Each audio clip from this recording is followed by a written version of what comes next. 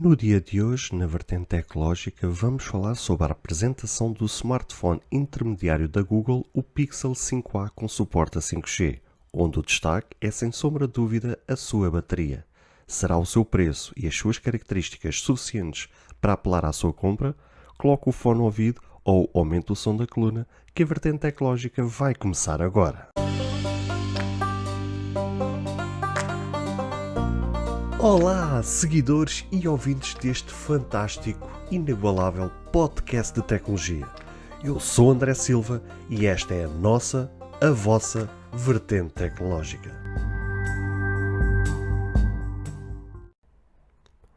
Se você ainda não ouviu falar sobre Anchor, é a maneira mais fácil de fazer um podcast. Deixe-me explicar. É gratuito e existem ferramentas de criação que permitem gravar e editar seu podcast diretamente no seu telefone ou computador. Anchor distribuirá seu podcast para você, para que ele possa ser ouvido no Spotify, Apple Podcast e muito mais. Você pode ganhar dinheiro com o seu podcast sem um ouvinte mínimo. É tudo o que você precisa para fazer um podcast em um só lugar. Baixe o aplicativo Anchor gratuitamente ou vá a anchor.fm para você começar.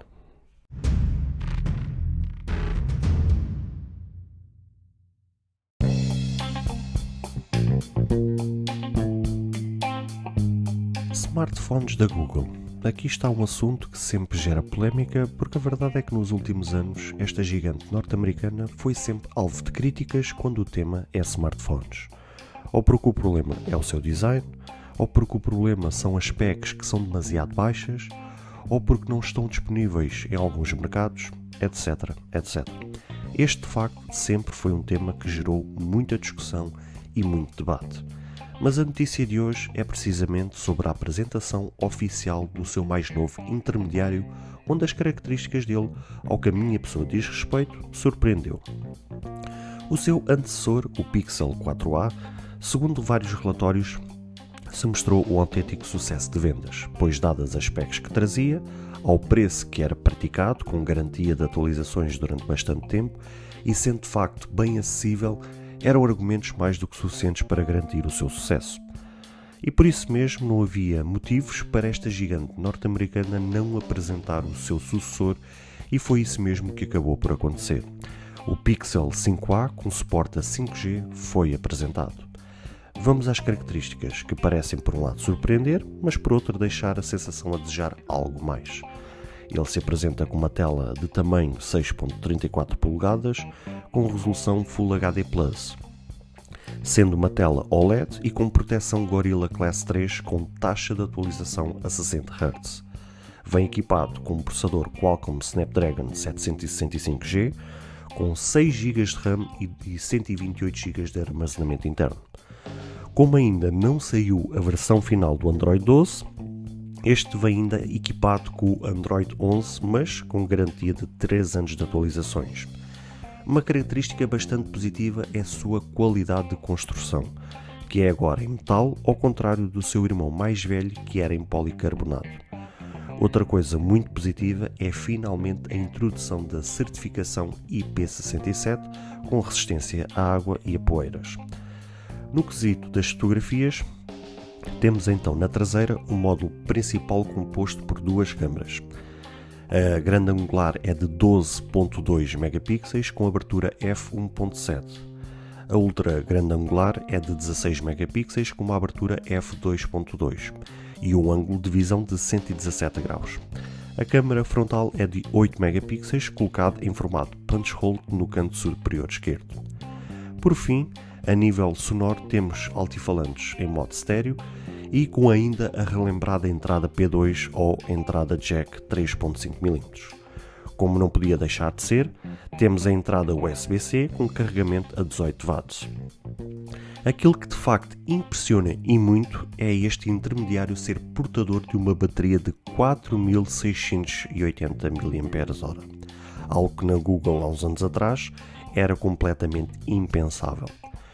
O limitativo de mercados, onde o podemos encontrar e adquirir, para já continua, onde o preço de venda será de $449, algo que o torna bastante apelativo na hora de trocar de smartphone.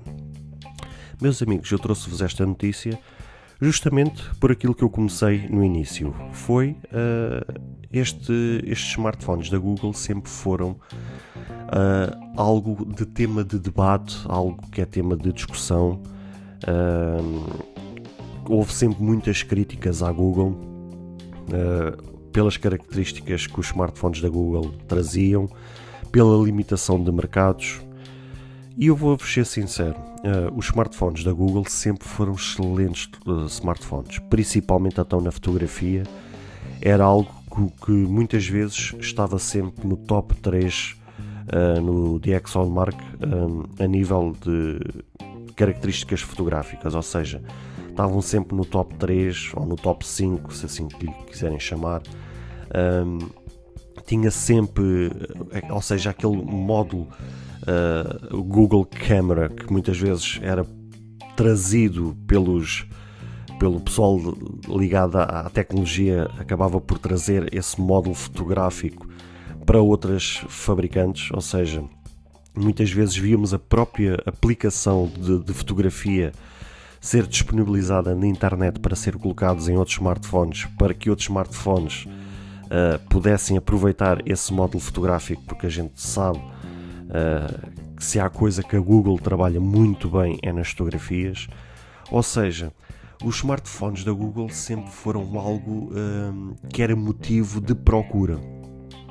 Só que não sei, por carga d'água, a Google até hoje sempre teve esta questão da limitação de mercados, ou seja, ele só é encontrado num nicho de mercados muito específico.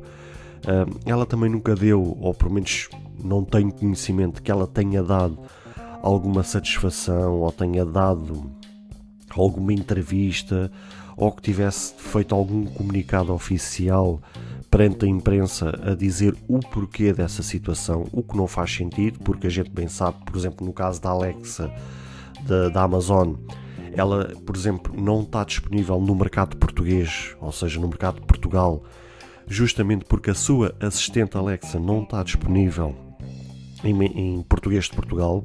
Ou seja, isso aí é uma justificativa, ou seja, é a Amazon a dizer assim: olha, nós não disponibilizamos os nossos dispositivos, ou seja, os nossos Echo Dots, ou as nossas colunas, ou a nossa pen, que é a Amazon Fire Stick, a gente não disponibilizamos em determinados mercados porque não temos a nossa assistente virtual disponível nesse idioma. E isso faz sentido.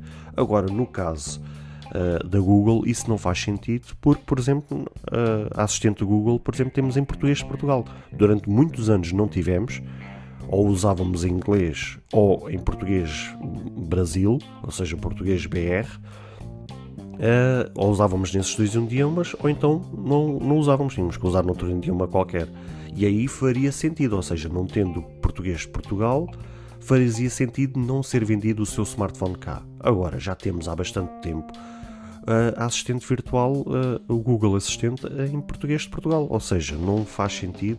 A gente bem sabe que o mercado português, infelizmente, pela pouca população, ainda que seja 10 milhões de habitantes, mas sabemos que não é um mercado muito apelativo nesse aspecto por causa dos números, ou seja, não temos números suficientes que justifiquem grandes empresas, seja ela Google, seja ela Amazon, seja ela a Apple, seja ela quem for, não trazemos números suficientes para que grandes empresas possam fazer cá investimentos.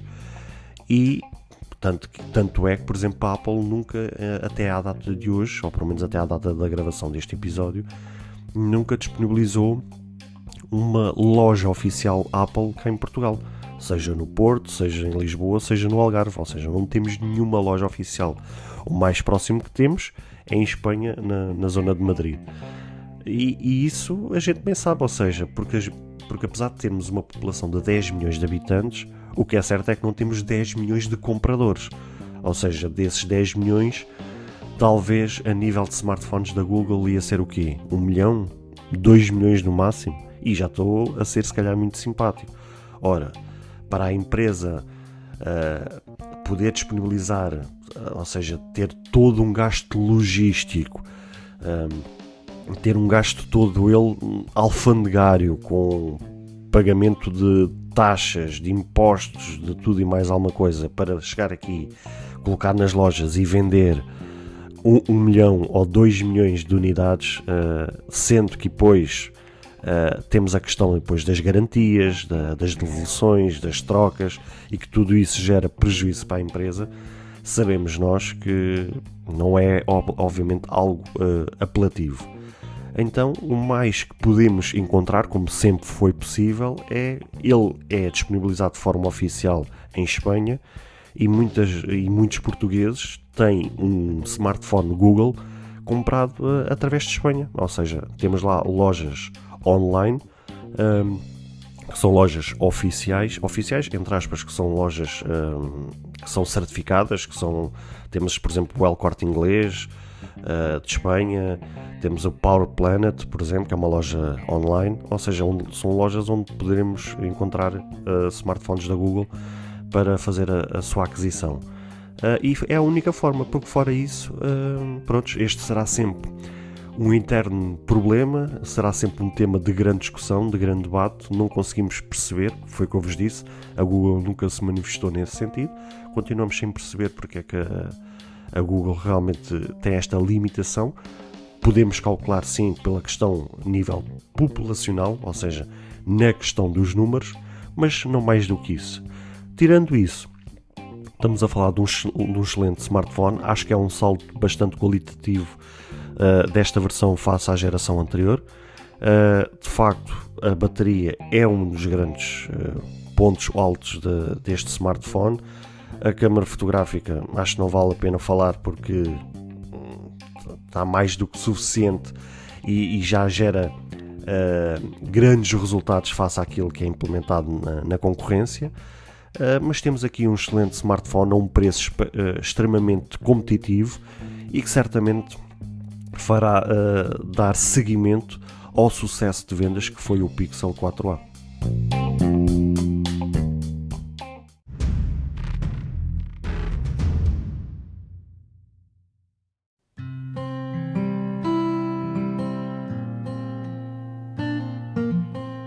Bem, caros ouvintes, chegamos ao fim de mais um episódio. Espero que cada um de vós tenha gostado.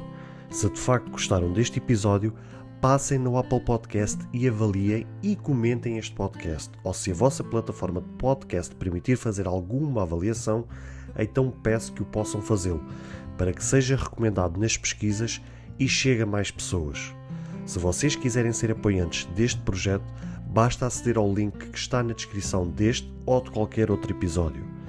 Caso tenham alguma dúvida ou queiram fazer alguma crítica, seja ela positiva ou negativa, ou até mesmo queiram sugerir algum tema para que seja falado no futuro em algum episódio, todos os contactos estarão na descrição de cada episódio, incluindo este. Beijos e abraços e até ao próximo episódio.